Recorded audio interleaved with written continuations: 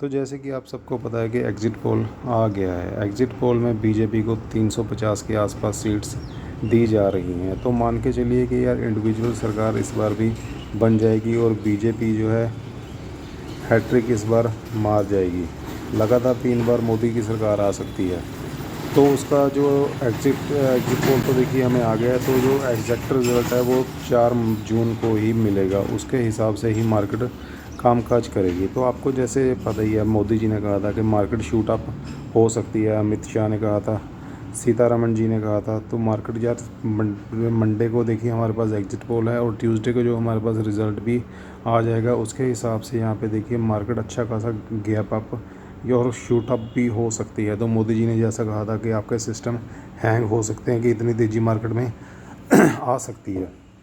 तो उस हिसाब से हम बात करेंगे कि किस म्यूचुअल फंड में हम आगे लॉन्ग टर्म में इन्वेस्टमेंट कर सकते हैं। तो जब भी यार आपने इन्वेस्टमेंट करनी है तो आपने एक लॉन्ग टर्म का पर्सपेक्टिव मन में लेके चलना है। लॉन्ग टर्म के लिए ही आपने इन्वेस्टमेंट करनी है। शॉर्ट टर्म के लिए आपने इन्वेस्टमेंट करनी है तो वो यार लॉन्ग टर्म सही है, शॉर्ट टर्म में इन्वेस्टमेंट नहीं होगी। शॉर्ट टर्म में आपकी हमेशा ट्रेडिंग में ही काउंट होगा। अगर आप इन्वेस्टमेंट करना चाहते हैं तो लॉन्ग टर्म का ही एक व्यू रखिए। और अपने पास अब पूरे 5 साल हैं। 5 साल में अपने हम पोर्टफोलियो को किस तरह ग्रो करेंगे वो हम सारे के सारा करते रहेंगे। और आप हमारे साथ जुड़े रहिए। हमारे साथ जुड़े रहने के लिए आप बस चैनल को सब्सक्राइब कर लीजिए, वो बिल्कुल फ्री है। और हमारे साथ जुड़े रहिए, हम ऐसा कुछ भी नहीं है। तो चलिए बात करते हैं कि किसी सेक्टर में हमें सबसे ज़्यादा आगे वाले टाइम में प्रॉफिट मिल सकता है। तो सबसे पहले तो हैं देखिए यार पीएसयू फंड्स। पीएसयू फंड में यार देखिए सबसे ऊपर आता है, मेरे को लगता है कि एसबीआई पीएसयू फंड। तो एसबीआई पीएसयू फंड की बात कर लेते हैं। तो इसकी देखिए एनएवी इस टाइम चल रही है 35 रुपये। ये डायरेक्ट प्लान है। जितना भी डिविडेंड मिलेगा, कोई भी और भी मिलेगा, तो वो सारा एनएवी में ऐड हो जाएगा। तो डायरेक्ट प्लान का मतलब यही होता है कि जो भी जिस इक्विटी में इसकी इन्वेस्टमेंट रहेगी, उसमें जो भी डिविडेंड मिलेगा या जो भी कोई प्रॉफिट मिलेगा तो वो एनएवी में ऐड हो जाएगा और उसके साथ आपकी एनएवी बढ़ती रहेगी। तो यार ये एक बहुत बड़ा पॉजिटिव पॉइंट रहता है। उसके साथ जो है जिसको हम कंपाउंडिंग ग्रोथ कहते हैं, तो वो उसके साथ यार काफ़ी ज़्यादा हाई होने के चांसेस हो जाते हैं। तो इसकी यार अभी एसबीआई की पीएसयू फंड के बारे में हम बात कर लेते हैं। तो उसके बाद में बात करेंगे हम मिड कैप फंड में भी यार एक अच्छा खासा आपको गेन आने वाले समय में 5 साल में मिल सकता है। तो अगर आप मान लीजिए अभी 10 लाख रुपए इन्वेस्टमेंट करते हैं तो हो सकता है 1 साल में आपका 20 लाख बनेगा। उसके अगले साल में ये डबल मान के चलते हैं। तो जैसे जैसे इसने 100% रिटर्न दिया है तो उसका 20 लाख होगा। उसके बाद होगा 40 लाख दूसरे साल में, तीसरे साल में हो जाएगा 80 लाख और अभी 5 साल में आप करोड़पति इसमें भी होके निकल सकते हो।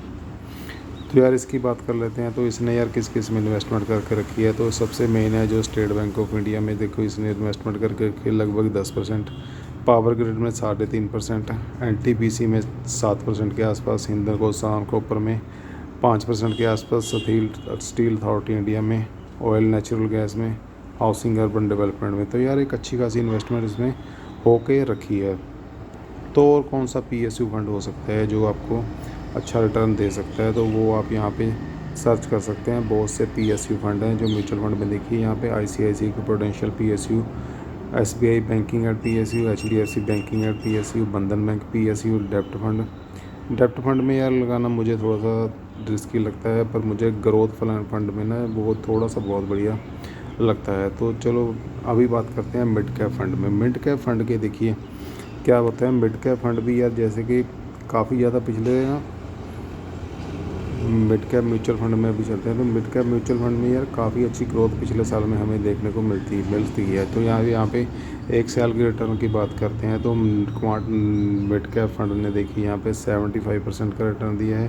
Quant large and mid cap fund ने 68% का, निपॉन इंडिया ग्रोथ ने डायरेक्ट फंड ने 55% का रिटर्न यहाँ पे दिया है। और यार यहाँ पे बहुत अच्छे रिटर्न यहाँ पे पिछले साल में मिड कैप ने भी दिए हैं। तो यार अभी हम इस क्वांट मिड कैप को एक बार सर्वे कर लेते हैं। तो इसकी एनएवी चल रही है यहाँ पे देखिए 260 रुपये, काफ़ी बड़ा फंड है ये, तो 6920 करोड़ का यहाँ पे फंड देखिए। रेटिंग भी इसको 5 स्टार मिल के रखी है। तो यार इसकी आप हम होल्डिंग्स देख लेते हैं। तो देखिए सबसे ज़्यादा इसने होल्डिंग करके रखी है रिलायंस में। तो यार क्वांट की यार एक खासियत तो है, जो ये सबसे ज़्यादा इन्वेस्टमेंट अपनी रिलायंस में ही करके रखते हैं। तो जितने भी लगभग फंड हैं इसकी सबसे ज़्यादा इन्वेस्टमेंट इसकी रिलायंस में ही रहती है। तो एरोबिनो फार्मा की बात करते हैं तो इसमें भी इसने 9% का स्टेक लेकर रखा है। लिंडे इंडिया में भी 6% का रख रखा है, और कंटेनर कॉरपोरेशन में भी इसने यहाँ पे अच्छा खासा होल्डिंग करके रखी है। और दोस्तों जो क्वांट के म्यूचुअल फंड है ना, तो वो जो पर्सनल तौर पे बहुत अच्छे लगते हैं। एक बहुत अच्छी इन्वेस्टमेंट मैंने भी क्वांट के म्यूचुअल फंड में यहाँ पे देखिए इन्वेस्टमेंट करके रखी है। तो मैं अपना डैशबोर्ड आपको दिखा देता हूँ। तो यहाँ पे देखिए क्वांट मोमेंटम फंड में मेरी लगभग 6 लाख के आसपास इन्वेस्टमेंट है। क्वांट मैन्युफैक्चरिंग फंड में 6.25 लाख के इसमें इन्वेस्टमेंट है।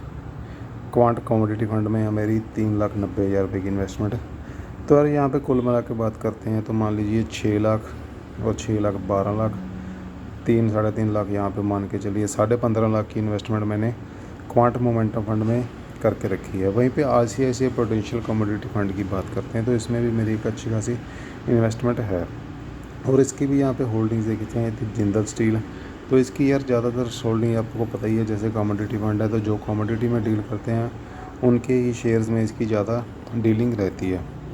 और सबसे जो मेन चीज़ है वो है अभी रिलायंस चलेगा तो मार्केट चलेगी। जब तक रिलायंस रुका हुआ है तब तक मार्केट में थोड़ा सा कंसोलिडेशन हमें अभी भी देखने को मिल सकता है। तो लास्ट सेशन में बात करते हैं तो यहाँ पे देखिए अडानी के शेयर काफ़ी ज़्यादा अप चल रहे थे। तो जितने भी अडानी का डायरेक्ट इन्वेस्टमेंट थी तो वो काफ़ी अच्छी चल रही थी। तो देखिए यहाँ पे Adani total gas, Bikaji food. तो यार पिछले सेशन में तो ना एक बहुत अच्छा मूवमेंट अपसाइड हमें देखने को मिला था।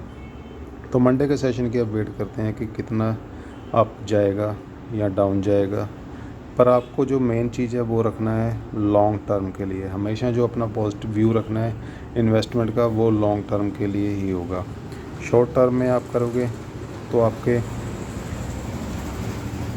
लॉसेस के चांसेस बढ़ जाते हैं। तो यार शॉर्ट टर्म की एक और बात है, अगर आप शॉर्ट टर्म में ट्रेडिंग करेंगे तो आपका कैपिटल ख़त्म हो जाएगा। तो मेन चीज़ है हमें 5 साल के लिए अपना कैपिटल बचा के रखना है। तो कैपिटल बचाने के लिए हमें जो है ट्रेडिंग से एग्ज़िट करना पड़ेगा, क्योंकि ट्रेडिंग में ज़्यादातर लॉस होने के चांसेस बढ़ जाते हैं। तो जस्ट आज की वीडियो के लिए इतना ही रखते हैं, मिलते हैं अपनी नेक्स्ट वाली वीडियो में। और जब तक एग्ज़िट पोल का कल को हमें आइडिया हो जाएगा कि किस तरह कल के दिन में काम आगे बढ़ेगा।